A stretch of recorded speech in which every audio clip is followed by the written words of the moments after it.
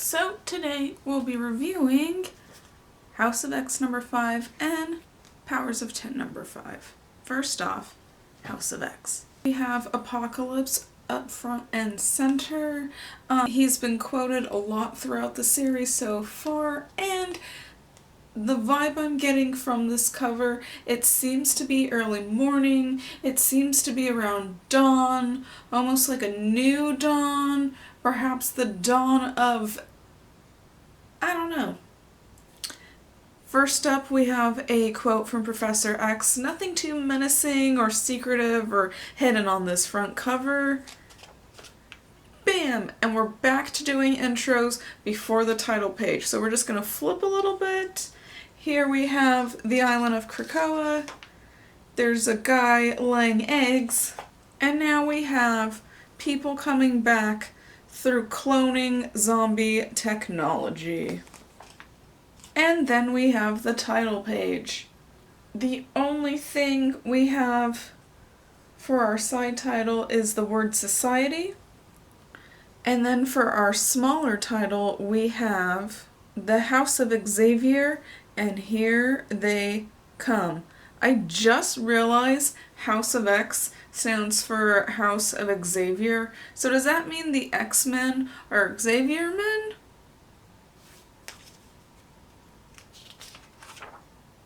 So, mutants, thanks to mutant eugenics, can now come back through replicated bodies that are hosts and Mr. Sinister's DNA log.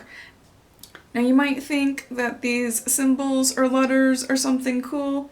Nope, it's just a G for genetic base.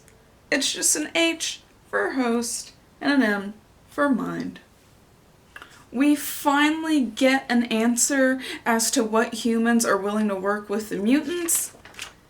And a full piece of art! It's not chopped up or anything. I have no idea what it means exactly, but man, is it nice in one piece. Great art as always, great coloring as always, and then a handshake. It seems all of the mutants are finally coming together for mutant kind. We end with a quote from Magneto and the reading order.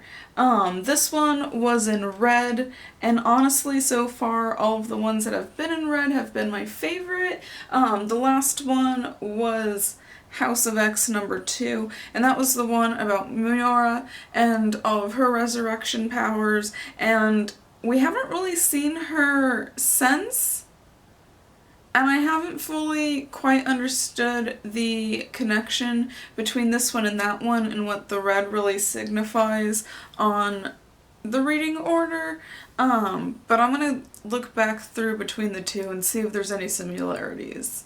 And next we have Powers of 10 number 5. A few issues back, we had this really kind of awkward view between somebody's legs. This time, we've got people crawling up out of the ground, being reborn, being duplicated. Are they even themselves anymore? Let's see. It starts off with another quote from Professor X and doesn't do the intro. We just getting straight to the title. Here, our subtitle is going to be For the Children, and then our small title is Once More, I Need 3. So essentially, this issue is just going to show us those 3 and a quick glimpse into the future. So far, the number 5s have been probably the quickest and easiest read, but also the most story-driven. So first off, for Professor X's plan to work, he's gonna need a whole database system built with not just one, but probably 4 different backups in case anybody tries to stop the mutant DNA cloning factory and pretty much their way of reincarnation. And so he goes to Forge and he asks him, hey, can this thing be built? He says, not of anything of this world, and Xavier basically laughs and says, yeah, no, Of course not.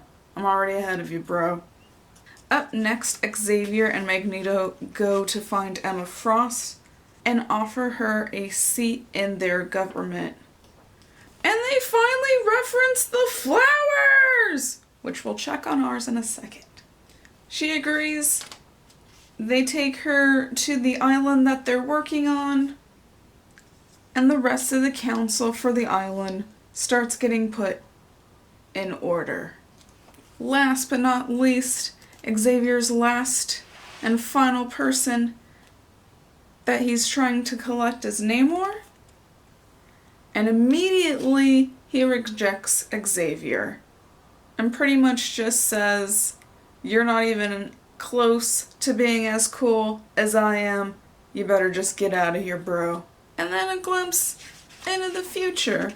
A lot of this art still reminds me of East and West, but it's still really interesting. And finally, they are bridging together the current mutant world and the year 1000. Lots of different types of societies, a lot of good graphs in these last two. And then finally, we hit the end quote by Namor himself. Again, saying he's too cool for Mutant Island. Reading order! And we've only got 2 more after this. And honestly, this feels like a big setup, both for the Dawn of X series and that I spent $60 for an intro.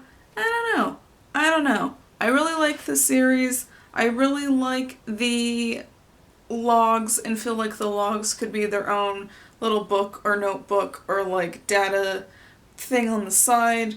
I keep saying it, but it's going to be real interesting to see how they collect these things. But it's been a lot of jumping around. We're doing with a lot of timelines. So if you want like a full linear beginning to end, this feels, and I'm excited that we're going into like the next generation of X-Men. But I was expecting more of a storyline, more action. It's a lot of setup. I've read 10 issues of setup. No, I lied. I've read 8 issues of setup, 2 issues of action, and I don't want to have to read 6 series after reading these 12 issues, is my only concern. Really like what they're doing with the cloning, eugenics, DNA science-y stuff in these guys. But unless they're going to keep up with this in X-Men #1, I don't really know where to go from here. Because you have My Orders, you have Fallen Angels, you've got Excalibur, I know I'm missing 3 X-Force, there's 2 other ones, so I'm excited for the number 6s to see how those are going to break off into those. And I don't know if I needed this series in issues.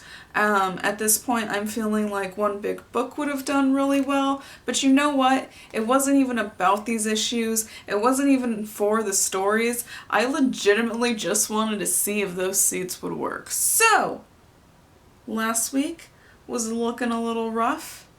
I'm excited to say this week, well, you'll see.